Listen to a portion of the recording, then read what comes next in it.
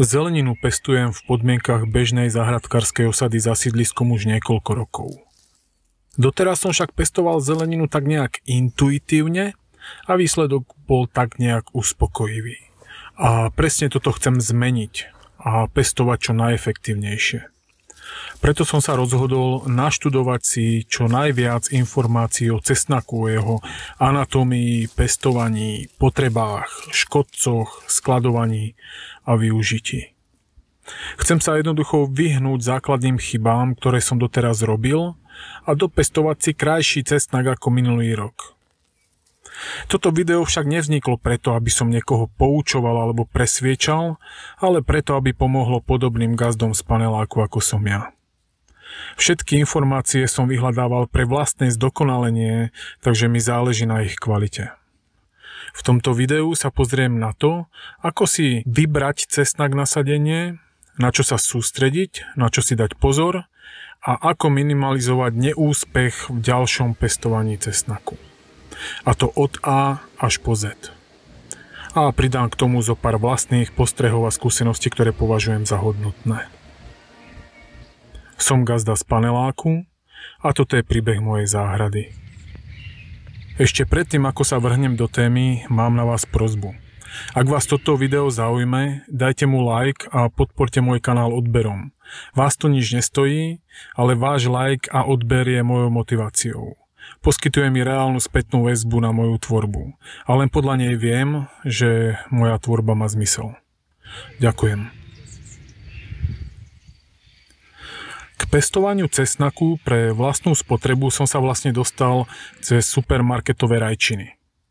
Som veľmi vďačný zahraničným obchodným reťazcom za to, že mi ukázali, aký nekonečne obrovský je rozdiel medzi chutnou rajčinou a tým, čo ponúkajú spomínané supermarkety. Vďaka ním si dnes dokážem dopestovať trochu vynikajúcej zeleniny. Jednou z nich je aj cesnak. Veľa ľudí sa pýta, ako si úspešne dopestovať vlastný cesnak. Odpoveď na túto otázku nie je jednoduchá. Ja som sa na to pozrel z opačnej strany.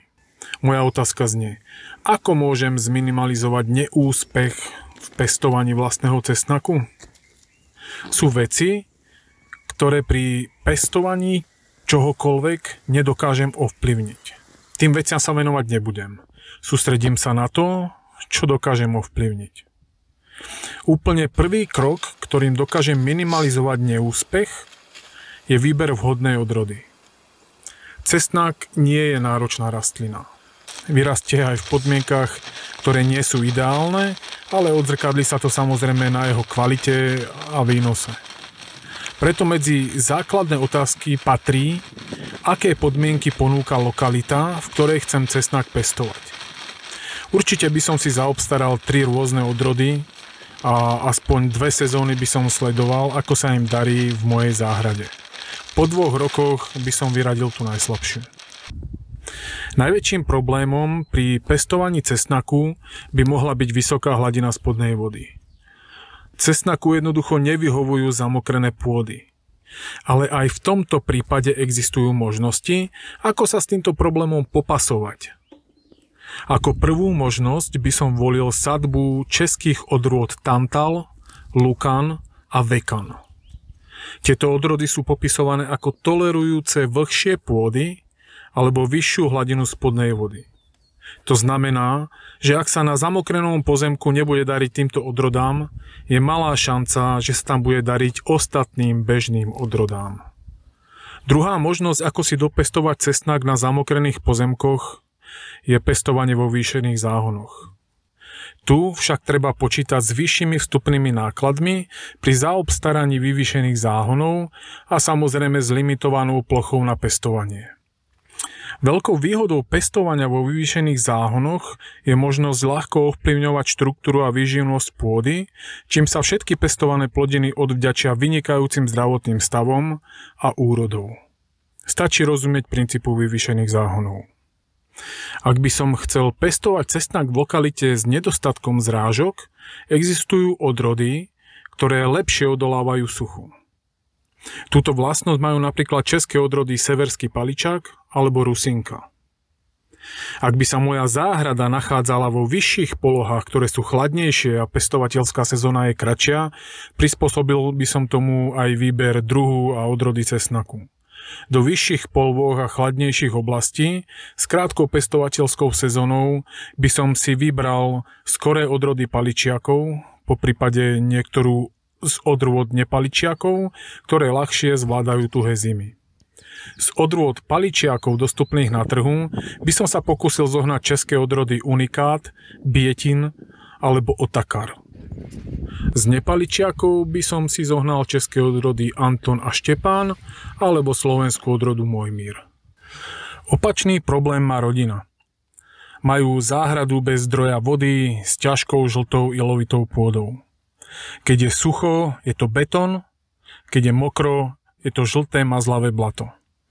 Rokmi pridávania vlastného kompostu a lacných univerzálnych substrátov do záhonov sa štruktúra pôdy malinko zlepšila. Záhrada je v západnom svahu, takmer celý deň bez tieňa a nechránená pred vetrom. V minulosti sme tam skúšali pestovať väčšinu odrôd paličiakov z Čiech a Slovenska, ale nedarilo sa dopestovať pekný cesnak. Až nakoniec som sa rozhodol pre francúzske odrody nepaličiakov Germidur a Mezitrom a doplnil som neznámu odrodu skorého paličiaka z Talianska a českú odrodu Janko. Výsledok bol viac než dobrý. Budúci rok skúsime aj maďarskú odrodu nepaličiaka Makoj. A ak by som sa mal rozhodnúť, či na svoju záhradu vysadím radšej paličiaky alebo nepaličiaky, pravdepodobne by som sa rozhodol pre ich kombináciu. Sú medzi nimi menšie rozdiely. Prvý rozdiel medzi paličiakmi a nepaličiakmi je v pracnosti počas vegetácie. Okrem všeobecnej starostlivosti si niektoré paličiaky vyžadujú vylamovanie kvetných stolov, čo je oproti nepaličiakom práca navyše. Vylamovanie má pri niektorých odrodách významný vplyv na výslednú veľkosť zrelej cibule. Sú zdokumentované prípady, keď pri niektorých odrodách boli z polovice rastlín odstránené kvetné stôly a na druhej polovici rastlín boli kvetné stôly ponechané. Po zbere boli dozreté cibule všetkých rastlín zmerané a porovnané. Rozdiel vo veľkosti cibul v tom prípade bol až do 30%.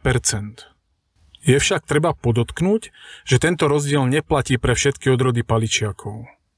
Odporúčanie na vylamovanie kvetných stôlov vydali napríklad aj samotní šlachtitelia pre odrody Bietin, Otakar a Karel IV.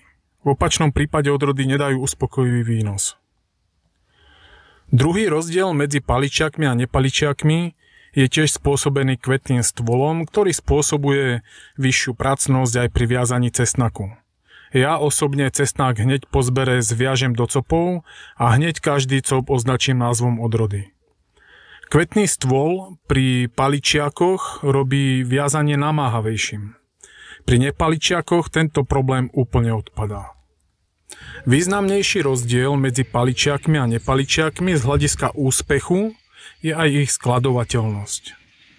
Ak si dopestujem dostatok cesnaku, ktorý si však dlho neužijem, nepovažujem to za úplný úspech. V tejto kategórii vyhrávajú opäť nepaličiaky. Oproti paličiakom majú vo všeobecnosti dlhšiu skladovateľnosť. Rekordéri medzi paličiakmi dosahujú skladovateľnosť tak do ďalšej úrody. Medzi ne patria napríklad odrody Karel IV, Mirka alebo Dukát. Avšak rekordér medzi nepaličiakmi Benátčan vraj vydrží pri správnom skladovaní aj 24 mesiacov. Ak máte niekto túto skúsenosť, napíšte mi do komentára, ako ho skladujete. Posledný rozdiel, ktorý hrá opäť v prospech nepaličiakov, je množiteľský potenciál. Keďže paličiak má vo všeobecnosti menší počet strúčikov v cibuli, dokážem si z jednej jeho cibule zasadiť menej strúčikov ako z jednej cibule nepaličiaka. A tak mi z paličiaka po odložení cibul na ďalšiu sadbu ostane menej cesnaku na konzum. No a teraz by sa niekto mohol opýtať, a prečo teda pestuješ aj paličiaky? Paličiaky pestujem preto, že majú intenzívnejšiu chuť a oveľa väčšie stručiky ako nepaličiaky. A olamané kvetné stoly paličiakov sa dajú tiež využiť v kuchyni v čase, keď cesnak ešte nedozrel do zberovej zrelosti. Pesto alebo nátierka z kvetných stôlov z vlastnej úrody perfektne spestria nedeľný jedálniček. Pacibulky, ktoré vyrastú v kvetenstve, možno použiť na ozdravenie sadby od chorôb a škodcov, ktoré sa vyskytujú v infikovanej pôde. Alebo môžete pacibulky jednoducho vysiať a dopestovať si väčšie množstvo vlastného sadbového cesnaku. Ďalšia vlastnosť, ktorá môže ovplyvniť úspešnosť pestovania, je odolnosť niektorých odrôd k chorobám a škodcom, ktoré napadajú cesnak. Za zmienku určite stoja odrody vysoko odolné voči bežným vírusom, ako napríklad Dukát, Mojmír alebo Anton. Taktiež odroda Václav s odolnosťou voči fuzariózam a odroda Tantal odolná voči hubovým chorobám. A naopak sú známe odrody, ktoré sú na niektoré neduhy náchylnejšie. Napríklad odrody Karel IV. Alebo Staník sú často napádané vlnovníkom cesnakovým, aj keď ostatné odrody napádané nie sú. Aj napriek vlastnostiam odrôd, ktoré som v tomto videu spomínal, sa nedá jednoznačne povedať, že niektorá odroda je vyslovene zlá alebo výnimočne dobrá. Treba si uvedomiť, že šľachtenie všeobecne je proces, kde z počiatočného materiálu vybratý jedinec s najlepšími vlastnosťami. Jednoducho najlepší z najlepších. A kým sa dostane na trh, musí byť dostatočne otestovaný, preskúmaný a samozrejme namnožený, čo môže trvať niekoľko rokov. Tu niekde mohli skončiť informácie o tom, ako sa dopracovať k vhodným odrodám pre moju záhradu. Vyčerpaný hľadaním a porovnávaním odrôd od rôznych šľachtiteľských firiem som po dlhom porovnávaní konečne vybral 4 odrody. S pocitom víťazstva som začal hľadať predajcu. A tam som pocit víťazstva aj stratil. Teória sa začala úplne rozchádzať s praxou. Odrody, ktoré som si vybral, momentálne neboli dostupné alebo boli vypredané. Tak som začal zisťovať, aké sú možnosti získať vybraté odrody. Možností je niekoľko. Najlepšia možnosť je kúpiť sadbu priamo od výrobcu sadby. Výrobcovia sadby sú registrovaní a sadba od nich je kontrolovaná, certifikovaná a mala by obsahovať rastlinný pas. To znamená, že je kontrolovaná na prítomnosť chorôb a škodcov. Vôbec to však neznamená, že sadbový materiál od nich je absolútne bez rizika. Riziko je vždy, ale v tomto prípade je minimálne a hlavne je najnižšie oproti všetkým ostatným zdrojom, ktoré spomeniem. Certifikovaná sadba pre hobby pestovateľov sa najčastejšie predáva vo vážených baleniach alebo v kusových baleniach. Bude to vážené balenie, napríklad 250, 500 alebo 1000 gramov, alebo je to balenie s 3, 4, 6 alebo 8 cibulami. Druhá možnosť je kúpiť sadbu z e-shopov. Tu som prišiel na to, že ponuka je viac menej rovnaká. V regióne strednej Európy je niekoľko producentov kvalitnej certifikovanej sadby a veľká časť ich odrôd je pravidelne na trhu. Väčšina z nich je z Česka. Zbytok ponuky tvoria európske druhy z Francúzska, Holandska alebo Španielska. Aj keď ponuka odrôd je relatívne stabilná, nedá sa to povedať o cenách. Rozdiely sú v niektorých prípadoch veľké. Najdôležitejšia informácia: väčšina lokálnych českých a slovenských odrôd býva veľmi rýchlo vypredaná. Čo ma naozaj veľmi sklamalo pri niektorých e-shopoch, bol chýbajúci popis. V takých e-shopoch nenakupujem. Na druhú stranu existuje dostatok e-shopov, ktoré ponúkajú aj detailný popis toho, čo predávajú. Podobne je to aj so záhradkárskymi kamennými obchodmi. Ja uprednostňujem kúpu sadby v záhradkárskych obchodoch z jednoduchého dôvodu. Môžem si sadbu ohmatať a tak si aspoň čiastočne overiť kvalitu strúčikov. Mali by byť tvrdé a suknice by mali tesne priliehať k strúčiku. Pokiaľ je medzi suknicou a strúčikom medzera, je to podozrivé. Niekoľkokrát sa mi stalo, že časť sadby som musel vyhodiť. Je to však živý materiál a nikto nevidí dovnútra cesnaku. Ponuka je veľmi podobná tej v e-shopoch. Opäť ide o oficiálnu certifikovanú sadbu s nízkym rizikom infekcie. Ponuka odrôd v supermarketoch a hobbymarketoch býva skromná. Väčšinou ponúkajú odrody najväčších semenárskych firiem z Francúzska, Holandska alebo Španielska. Otázna je kondícia samotnej sadby po transporte cez celú Európu, po skladovaní v medziskladoch a v samotnej predajni, no a samozrejme po hmatovej skúške veľkého množstva zákazníkov. Vďaka Európskej únii a jej legislatíve je aj táto sadba certifikovaná, takže riziko infekcie je veľmi nízke. A týmto som vyčerpal zdroje oficiálnej certifikovanej sadby. Teraz sa pozriem na tie ostatné zdroje, o ktorých sa píše na internetoch.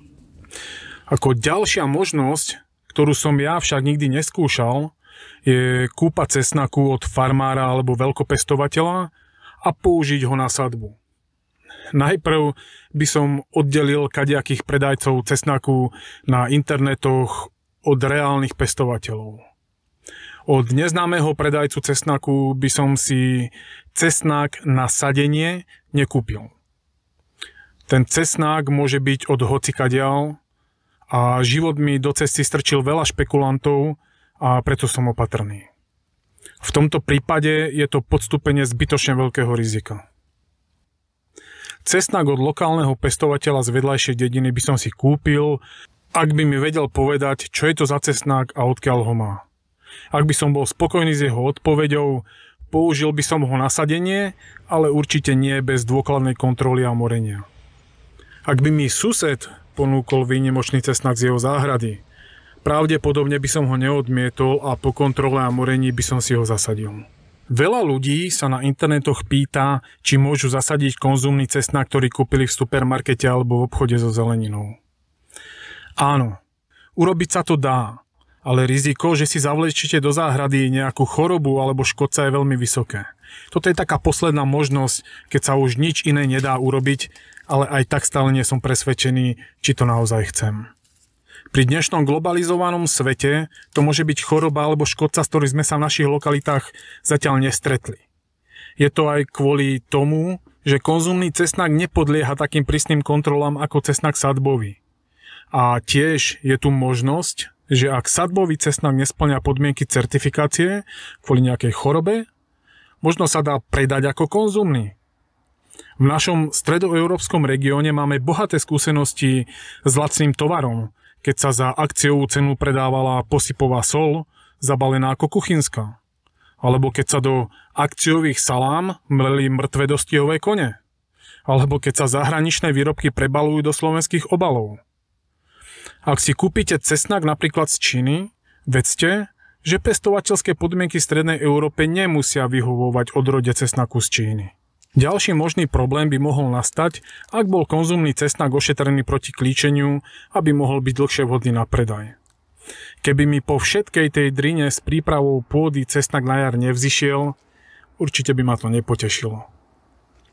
Preto túto možnosť úplne vylučujem, ak chcem minimalizovať neúspech v pestovaní. Existuje jedna bonusová možnosť, je to malá medzinárodná internetová komunita nadšencov, ktorí prepadli cesnaku. Ich zbierky obsahujú desiatky, ak nie stovky odrôd. A aj touto cestou sa im chcem poďakovať za zaujímavé odrody a popriať im veľa úspechov v aktivitách, ktorým sa venujú. Na záver by som chcel povedať, že poznať odrodu neznamená len poznať jej meno. Poznať odrodu je v prvom rade výhoda. Podľa odrody sa viem lepšie pripraviť na problémy počas pestovania, rýchlejšie sa rozhodnúť, čo v prípade problému podniknem a tak sa vyhnúť tým chybám, ktoré som v minulosti robil. Poznáte odrodu cesnaku, ktorý pestujete? Napíšte mi o nej do komentára. Informácie vo videu som pracne vyhľadal a spracoval zo zdrojov, ktoré ja považujem za relevantné. Hlavným dôvodom tejto mojej aktivity je moje vlastné vzdelávanie. Ak ste sa vo videu dozvedeli niečo nové, alebo vás video zaujalo, dajte mu like a podporte môj kanál odberom. Ďakujem a dovidenia.